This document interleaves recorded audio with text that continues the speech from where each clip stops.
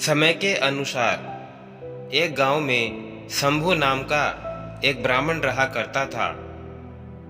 वह बहुत ही गरीब था। न उसके पास पहनने के लिए अच्छे कपड़े थे और न ही कुछ खाने को था। ब्राह्मण गांव में जैसे तैसे भीख मांगकर अपना गुजारा करता था। एक यजमान को उसकी गरीबी देखकर उस पर दया आ गई और वह शंभू को बैलों का एक जोड़ा दान में दे देता है। बैलों को गोधन मानकर ब्राह्मण शंभू उनकी सेवा पूरी लगन और मन के साथ करने लगा। धीरे धीरे शंभू को बैलों से इतना प्रेम होने लगा था कि वो खुद कम खाता था, लेकिन अपने बैलों को भरपेट खिलाया करता था। ब्राह्मण शंभू की सेवा पाने के बाद दोनों बैल अच्छे तंदुरुस्त हो गए। एक दिन शंभू के दोनों हट्टे कट्टे बैलों पर एक चोर की नजर पड़ गई। बैलों को देखते ही चोर ने मन ही मन बैलों को चुराने की योजना बना ली। योजना बनाने के बाद रात होते ही चोर ब्राह्मण के घर बैल चुराने के इरादे से निकल गया। कुछ दूर चलते ही चोर का सामना एक भयानक राक्षस से हुआ। राक्षस ने चोर से पूछा, तुम इतनी रात को कहाँ जा रहे हो? चोर ने कहा, मैं ब्राह्मण के बैल चोरी करने जा रहा हूँ। उस चोर की बात सुनकर राक्षस बोला, चलो मैं भी तुम्हारे साथ चलता हूँ। मैं कई दिनों से भूखा हूँ। मैं उस ब्राह्मण को खाकर अपनी भूख मिटाऊंगा और तुम उसके बैल ले जाना। चोर ने मन में सोचा कि रास्ते के लिए एक साथी और हो जाएगा तो इसे साथ ले जाने में कोई बुराई नहीं। यह सोचकर चोर अपने साथ राक्षस को लेकर ब्राह्मण के घर पहुंच गया। ब्राह्मण के घर पहुंचकर राक्षस बोला, पहले मैं ब्राह्मण को खा लेता हूं, उसके बाद तुम बैल चुरा लेना।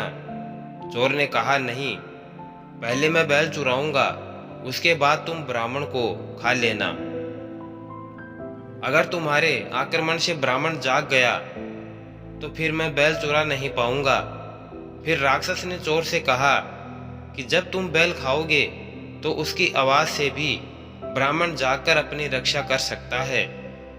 तुम्हारे इस चक्कर में तो मैं भूखा ही रह जाऊंगा। अब राक्षस और चोर दोनों इसी तरह बहस करते रहे कि मैं पहले ब्राह्मण को खाऊंगा, चोर कहता है कि मैं पहले बैल चुराऊंगा। एक दूसरे की बात मानने को उन दोनों में से कोई तैयार नहीं था। उसी बीच राक्षस और चोर की आवाज सुनकर ब्राह्मण जाग गया। ब्राह्मण को जागा देखकर जल्दी से चोर बोला, हे ब्राह्मण, देखो यह राक्षस आपको खाने आया है, लेकिन मैंने इससे आपको बचा लिया। इसने कई बार आपको खाने की कोशिश भी की, पर मैंने ऐसा नहीं होने दिया।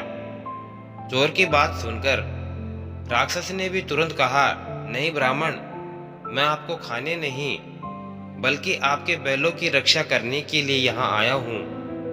यह चोर आपके बैल चुराने आया था। अब दोनों की बात सुनकर ब्राह्मण को शक हुआ। खतरे को भांपते हुए ब्राह्मण ने फटाफट डंडा उठाया और दोनों को भगा दिया। हमें हमेशा परिस्थिति के अनुसार काम करना चाहिए, जैसे इस कहानी में ब्राह्मण ने किया। उसने चोर व राक्षस की बात सुनने के बाद अपनी आत्मरक्षा के लिए डंडा उठा लिया, जो उस परिस्थिति के लिए बिल्कुल सही था।